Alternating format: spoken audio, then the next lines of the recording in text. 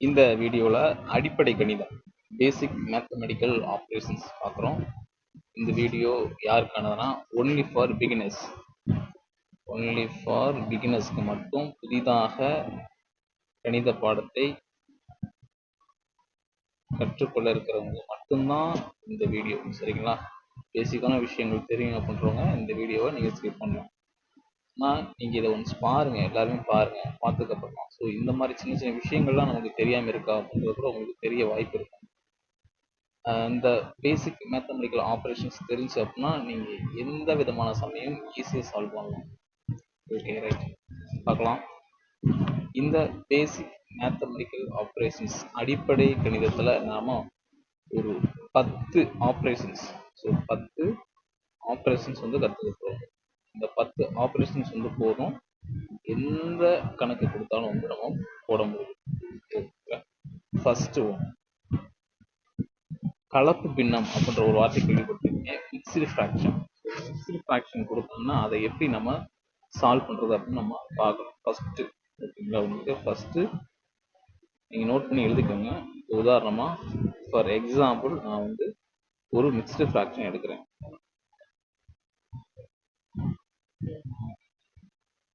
இதை எப்படி நம்ம கலப்பு பின்னத்தை பின்னமா மாத்துறது,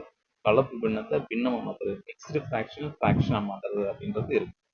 ஓகேங்களா? சரி, இப்போ இது கலப்பு பின்னம் இல்லைங்களா? இந்த கலப்பு பின்னத்தை வச்சுட்டு நம்மளால ஒரு நாளும் கணிதம் சம் போட முடியாது. நம்ம என்ன செய்யணும்? இதை வந்து பின்னமா மாற்றணும். அப்படி மாத்துறதுக்கு என்ன செய்யணும்? இந்த கீழே இருக்கக்கூடிய நம்பர், இந்த 3 இருக்கு பார்த்தீங்களா, இந்த நம்பரை இந்த நம்பர் கூட பெருக்கணும். ஓகேங்களா? 1/3 இருக்கு பார்த்தீங்களா, இந்த 3ய சைடில் இருக்கக்கூடிய இந்த 3 கூட பெருக்கணும். என்ன வரும்? 9 அப்படின்னு கிடைக்குமா? அதுக்கப்புறம் மேலே இருக்கக்கூடிய நம்பர், இந்த நம்பர் கூட கூட்டணும், +1. ஓகேங்களா? டிவைட் பை, வகுத்தல் குறி போட்டு ஆஸ் யூஸ்வல் கீழே என்ன நம்பர் இருக்குதோ அந்த நம்பரை நீங்க கீழே போட்டே ஆகும். போட்ட என்ன வரும்? 10/3ங்களா? இப்பதான் பாத்தீங்கன்னா கலப்பு பின்னத்தை நம்ம பின்னமா மாத்திட்டோம். சரிங்களா? சரிங்க சார், இப்ப பின்னத்தை கலப்பு பின்னமா மாத்துங்க அப்படின்னு கேட்கலாம். அதையும் செய்யலாம். இப்போ 10/3 அப்படின்றத நம்ம கலப்பு பின்னமா மாற்றும் போது என்ன செய்யலாம்? ஒன்றும் கிடையாது, இதை நீங்க வகுங்க. 10 3 வகுத்தீங்கன்னா என்ன வரும்? 3 9ங்களா? 3 9. மிச்சம் எத்தனை இருக்கு? 1 இருக்குங்களா? இப்போ 10ங்க, இந்த 10 எடுத்துக்கிட்டோம். 10ல எத்தனை 3 இருக்குது? 3 இருக்கு. 3 9 தான் வந்திருக்குது. ஆனா நமக்கு 10 வரணும். அப்ப மீதி எத்தனை இருக்கு? 1 இருக்குங்களா? அந்த 1 மேல போட்டுங்க. எந்த நம்பரால வச்சு வகுத்தீங்களோ அதை as usual கீழே போட்டுருங்க. ஐயா சுத்தமா புரியலங்க ஐயா. ரைட், பாருங்க. 10/3 அப்படின்றத நான் வகுக்க போறேன். வகுப்ப எனக்கு என்ன கிடைக்குன்னு பார்க்கலாம். 10 இந்த சிம்பிள் போட்டு 4 3 3 ஈர் 3 6 3 9ங்களா? 4 3 12 போயிடும். நமக்கு 10 தான் லிமிட். அப்போ 3 9 போட்டுங்க. மிச்சம் எத்தனை? 1ங்களா? ரைட். நீங்க என்ன செய்யணும்னா நமக்கு எத்தனை கிடைச்சதோ அதை ஃபர்ஸ்ட் எழுதணும். ஈவுன்னு சொல்லுவோம்ல, அதை ஃபர்ஸ்ட் எழுதணும். மீதி என்ன வந்திருக்குதோ அதை அதுக்கு பக்கத்துல கொஞ்சம் மேல தள்ளி எழுதணும். வகுத்தல் எதை வச்சு நம்ம வகுத்தோமோ அதை கீழே போடணும். இதுதான் பார்த்தீங்கன்னா 10/3 கலப்பு. ஓகே, இப்ப இதை வந்து நீங்க பின்னமா மாத்தி என்ன செய்வீங்க? இந்த 3 கொண்டு வந்து இந்த 3 கூட பெருக்குவீங்க. பெருக்குனா 9ன்னு கிடைக்கும். இந்த 9 கூட இந்த 1 கூட்டுவீங்க. 9 + 1 டிவைட் பை இந்த 3 அப்படியே போட்டுருவீங்க. போட்டீங்கன்னா 3. எனவே 10/3 அப்படின்னு கிடைக்கும். ரைட்டா? இது first. Next, second operation. For example 2/3 + 5/7 இப்படி இருந்துச்சு அப்படின்னா இதை எப்படி சால்வ் பண்றது அப்படின்றது நம்ம ரெண்டாவது ஆப்ரேஷன்ல பார்க்க போறோம். ரைட். இதை வந்து நீங்கள் ஸ்ட்ரெயிட்டாக கூட்டிடக்கூடாது. உதாரணமாக இப்படி கூட்டிட்டு இது 7, இப்படி கூட்டிட்டு இது 10 அப்படின்னு போட்டக்கூடாது. இது தவறானது. ஓகேங்களா? இப்படி போடுறது தவறு. இதுக்கு எப்படி சால்வ் பண்ணுறது அப்படின்னு பார்க்கலாம்.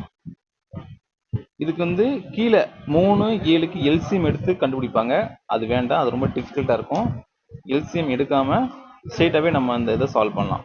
ஃபர்ஸ்ட் என்ன பண்ணுறீங்க அப்படின்னா, இந்த ஃபர்ஸ்ட் நம்பர் இந்த 2/3ல இந்த 2வையும் 5/7ல இந்த 7 இது ரெண்டையும் பெருக்கிடுங்க. பெருக்கணும் என்ன வரும்? 14 கிடைக்குமா? அதை மேலே எழுதிருங்க. இடையில என்ன சிம்பிள் இருக்கோ அந்த சிம்பிள் போடுங்க பிளஸ். அடுத்து இந்த 3ஐயும் இந்த 5ஐயும் பெருக்குங்க. 3×5 15 போட்டாச்சா? அதே போல வகுத்தல் குறி போட்டு கீழே இந்த 2 நம்பரையும் பெருக்கிடுங்க. என்ன இருக்கு? 3 7 இருக்கா? 3 21. இதை நீங்க சால்வ் பண்ணுங்க. இப்போ கூட்டுங்க. 14 கூட்டல் 15 29 வகுத்தல் 21. இதை வகுக்க முடியுமா? முடியாது. வகுக்கலாம், அது கலப்பு பின்னத்துல வரும். சரிங்களா? அப்ப இதுதான் நமக்கான ஆன்சர். ஓகேங்களா? திருப்பி சொல்றேன். 2/3 பிளஸ் 5/7 இப்படி இருக்கு அப்படின்னா ஃபர்ஸ்ட் இந்த 2ஐயும் 7ஐயும் பெருக்கணும். 7 2 14. இடையில என்ன சிம்பிள் இருக்கோ அதை போட்டுக்கணும் பிளஸ். அடுத்து 3ஐயும் 5ஐயும் பெருக்கணும். 3×5 15 வகுத்தல் போட்டுட்டு கீழே இருக்க 2 நம்பரையும் பெருக்கிக்கணும். 3 7 21. இப்போ அடிக்கும்போது நமக்கு 29/21 வரும். ஓகேங்களா? இது இரண்டாவது ஆபரேஷன். அடுத்து மூன்றாவது ஆபரேஷன் நம்ம பார்க்கறது 2/3க்கு பக்கத்துல மைனஸ் இருந்தா அது எப்படி செய்யறது அப்படின்னு பார்க்கலாம். இது அதே போலதான் 2ஐயும் 7ஐயும் பெருக்கிக்கங்க. கிராஸ் பெருக்கிக்கங்க. 14 இடையில என்ன சிம்பிள் இருக்கோ அதை போட்டுக்கணும். 3ஐயும் 15ஐயும் பெருக்கணும். 3×5 15 வகுத்தல் கீழே 2ஐயும் பெருக்கணும். இது காமன் தான் 21.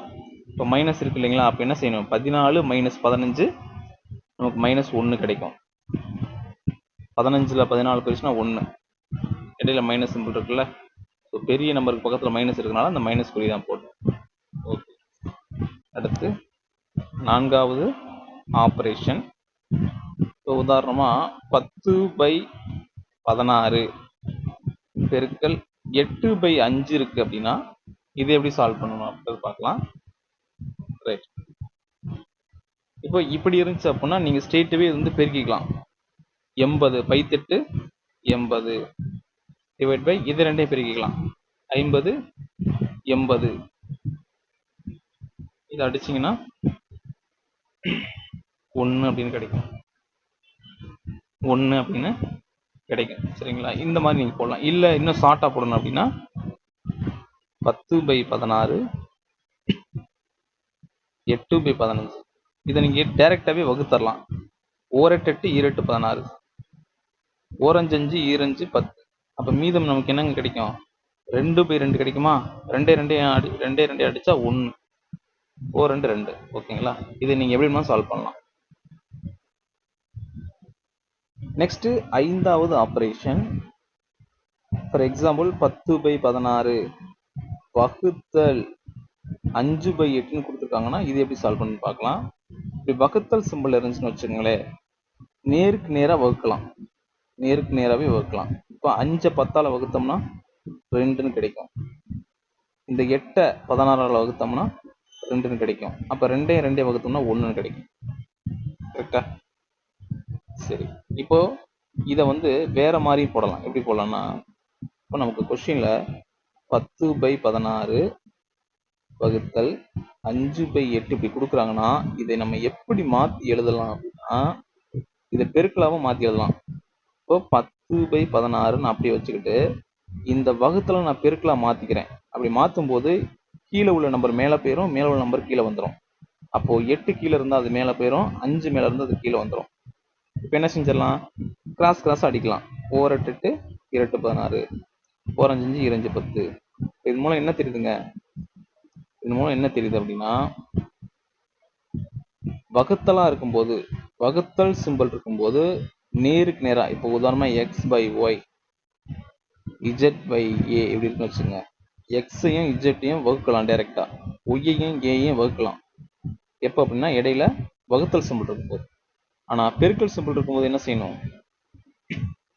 பெருக்கல் சிம்பிள் இருக்கும்போது பார்த்தீங்கன்னா x by y z by a அப்படின்னா இந்த ஏயும் எக்ஸையும் அடிக்கலாம், இஜெட்டையும் ஒய் அடிக்கலாம், கிராஸ் கிராஸாக வகுக்கலாம்.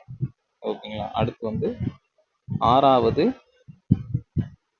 ஆப்ரேஷன்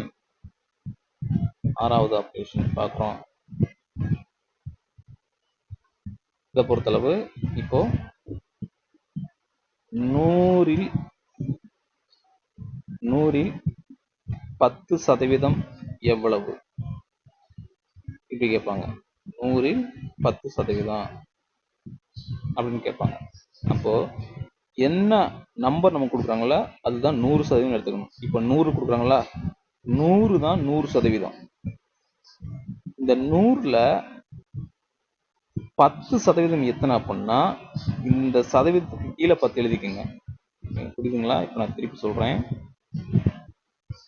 50ல் இப்படி சொன்னா உங்களுக்கு ஈஸியா இருக்கும். 50ல் 10% எவ்வளவு கொஸ்டின் கேட்குறாங்க.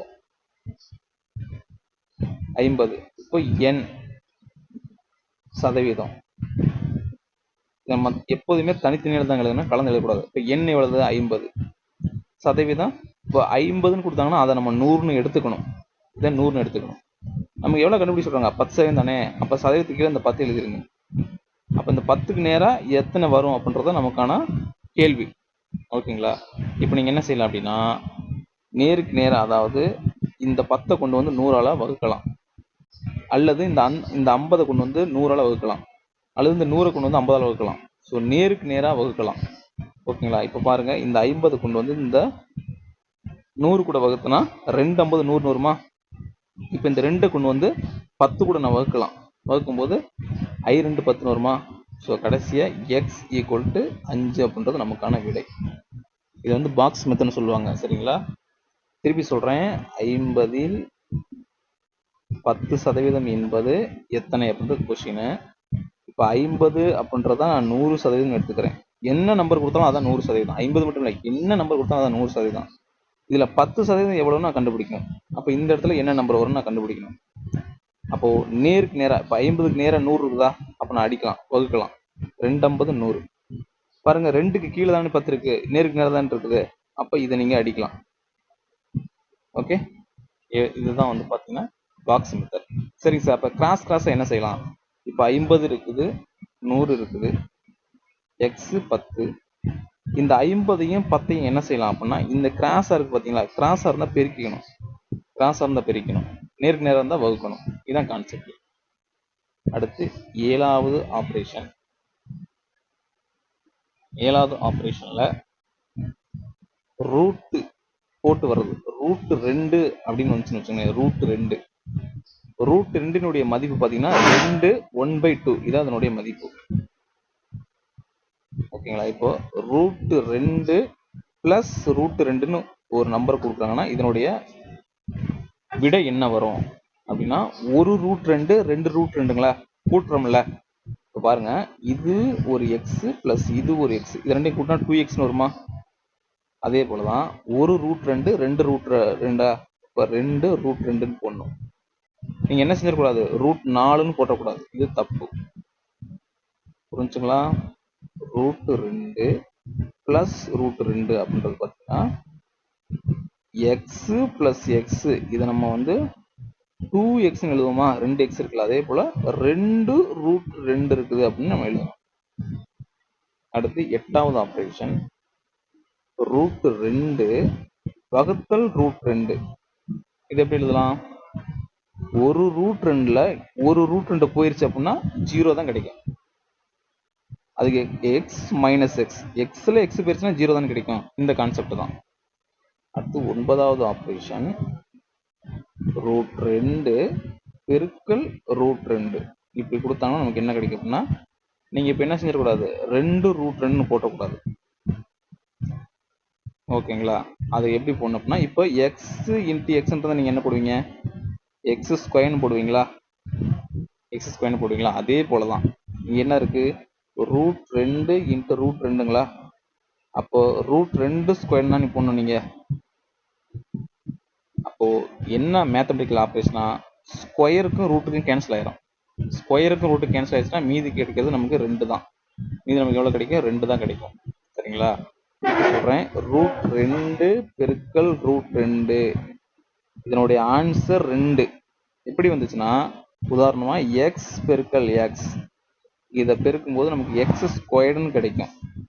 அப்போ √2 பெருக்கல் 2 நான் பெருக்கும் போது எனக்கு √2 ஸ்கொயர்டுன்னு கிடைக்குமா?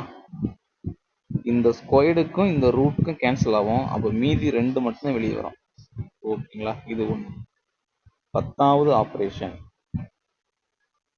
√2 வகுத்தல் √2. இப்போ √2 வகுத்தீங்கன்னா நமக்கு 1 தான் கிடைக்கும். இது எப்படின்னா எக்ஸ் டிவைடட் பை எக்ஸ் இதை வகுத்தா நமக்கு 1 தானே கிடைக்கும். ஒரு எக்ஸ்ல ஒரு எக்ஸ் தான் இருக்கும். இதுதான் கான்செப்ட். ஓகேங்களா? இப்போ நம்ம 10 பேசிக் மேத்தமெட்டிக்கல் ஆப்ரேஷன்ஸ் பார்த்தோம். மேத்தமெட்டிக்கல் ஆப்ரேஷன்ஸ் பார்த்துருக்கோம். இது ரொம்ப இம்பார்ட்டன்ட். இதை வச்சு நீங்க ஃபர்தரா எல்லா சம்ஸையும் நீங்க டீல் பண்ணலாம். நன்றி. அடுத்த வீடியோவில் தெளிவா இன்னும் போர்ட் மாஸ் ரூல்னா என்ன, நம்ம அடுத்து பார்க்கக்கூடிய டாபிக், அவர் நெக்ஸ்ட் டாபிக் சுருக்குக சிம்பிளிஃபிகேஷன் அடுத்து நம்ம பார்க்க போறோம். ஸோ அதில் போர்ட் மாஸ் ரூல்னா என்ன அப்படின்றத நம்ம பார்த்துட்டு சுருக்குகளை என்ன எத்தனை டைப்ஸ் இருக்கோ அதை எல்லா டைப்ஸும் பார்க்கலாம். நன்றி.